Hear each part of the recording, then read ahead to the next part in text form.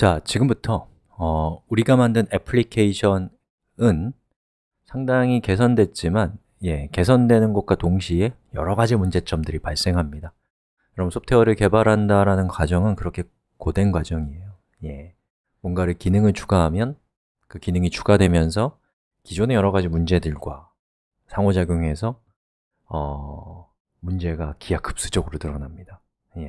그래서 이번 시간에 우리가 어떤 문제를 발견했냐면 이렇게 했더니 점과 점점이라고 하는 컨텐츠와는 상관없는 스캔 DIR에 갖고 있는 어떤 특성이 노출돼 버렸단 말이죠. 자, 그러면 저는 여기에서 얘와 얘를 어떻게 배제할 수 있을까라고 하는 고민이 시작되는 거죠. 아주 쉬운 방법은 우리가 i의 값을 0부터 시작하잖아요. 그리고 scan dir은 대부분의 경우에 점과 점점을 제일 먼저 알려줘요. 그럼 여러분이 여기에다가 얘를 i를 0부터 시작하는 게 아니라 2부터 시작하면 어떻게 될까요? 이렇게 해결이 쉽게 됩니다. 자, 그런데 scan dir이라는 저 함수가 꼭 첫 번째와 두 번째의 점과 점점을 우리한테 줄 거라는 확신을 하기가 좀 어려워요. 그래서 이거는 여기에서는 적용되지만 다른 데서는 문제가 생길 수 있는 코드이기 때문에 좋은 방법은 아니에요. 제 생각에는요. 그럼 어떤 방법이 좀 더 근본적인 방법이냐? 이 while문 안에서 만약에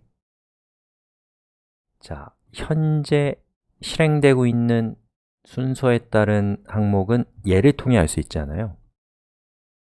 저 부분에 들어있는 값이 점이나 또는 점점이 아닌 경우에 이 코드가 실행되게 하면 되지 않을까요?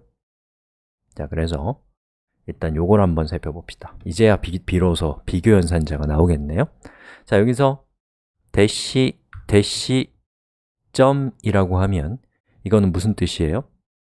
좌항과 우항의 값이 같으냐에 따라서 true와 false, 즉 불리언이 되는 표현식인 거죠. 자, 근데 지금 제가 원하는 것은 좌항과 우항이 같으냐가 아니라 다르냐예요. 헷갈리죠? 자, 그때 사용하는 비교 연산자가 느낌표 equal입니다. 느낌표 equal은 양쪽 항의 값이 다를 때 참이 돼요. 같으면 false가 되는 겁니다. 즉, equal 두 개와 느낌표 equal은 서로 정반대의 역할을 한단 말이에요. 그러니까 저는 만약에 여기에 담겨있는 값이 점과 다를 때에 이 코드를 실행하면 되지 않을까요? 자, 이렇게 해서 이렇게 하고 이렇게 실행해보면 어떻게 돼요? 짜잔! 점은 무시하게 됐죠. 근데 점점이 또 있단 말이에요. 아름답진 않지만 이렇게 또 이렇게 또 자, 여기 있는 요 점을 두 개를 찍으면 어떻게 되겠어요? 점이 하나인 경우와 점이 하나가 아닌 경우와 또 점이 두 개가 아닌 경우에만 얘가 실행이 되겠죠. 실행해 볼까요? 짜잔! 자, 이렇게 해서 이 문제를 완벽하게 해결할 수 있었어요. 물론 PHP가 갖고 있는 여러 가지 문법들을 여러분이 좀 더 고급스럽게 활용하면 우리 아직 안 배운 것들, 여기 있는 코드를 많이 줄일 수 있는데 그건 나중에 살펴볼 거예요. 안 살펴볼 수도 있습니다. 제가 이제 영어 공부하면서 많이 느끼는 게 뭐냐면 제가 영어를 정말 오랫동안 공부했는데 영어로 말을 못 만들어요. 부끄럽게도. 왜 그런가 생각해 보니까 정말 단순한 몇 개의 단어로 의미를 만들어내는 연습을 안 했기 때문이에요. 제 생각에는. 단순한 문법이나 단순한 어휘로 의미를 만들어내는 것은 그거대로 충분한 수련이 필요합니다.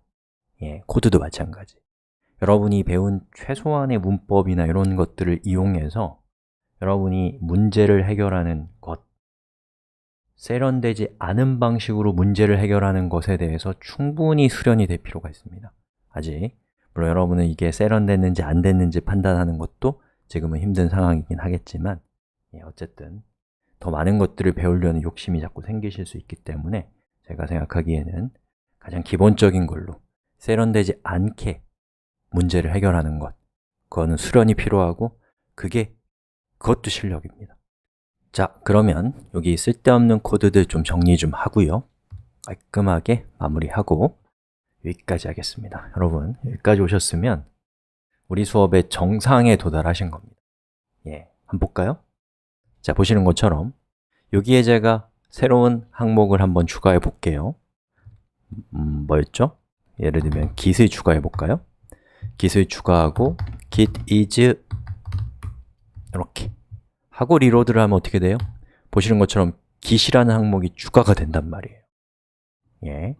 즉, 데이터라고 하는 우리의 관심사는 이제 더 이상 index.php가 아니고 데이터라는 디렉토리에다가 우리가 추가하고 싶은 글을 파일로서 추가하는 걸 통해서 우리는 이제 아무리 많은 웹페이지도 표현할 수 있는 정말 엄청난 능력을 갖게 된 겁니다.